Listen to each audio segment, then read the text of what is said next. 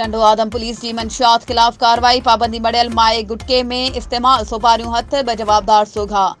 Report मूजिब SSP Sanghar captain Saddam Hussain खासखेली की हिदायत ते डीएसपी टंडो आदम इजहार हुसैन लाहौरी पुलिस अटालन सां गॾु हैदराबाद रोड तोर कॉलोनी में गोदाम ते छापो हणी 1142 किलो 28 मण खां वधीक गुटके माए जे तैयारी में इस्तेमाल थींदड़ सोपारियूं वॾे तादाद में हथ करे वरितियूं।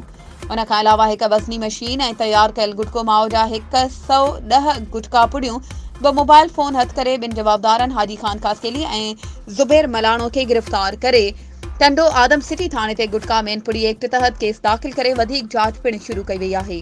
वधीक ख़बरूं ऐं अपडेट्स जे लाइ असांजे चैनल खे सब्सक्राइब कयो ऐं हा बेल आइकन खे प्रेस करण न विसारजो त जीअं असांजी हर नई अचण वारी वीडियो तव्हां ताईं पहुची सघे।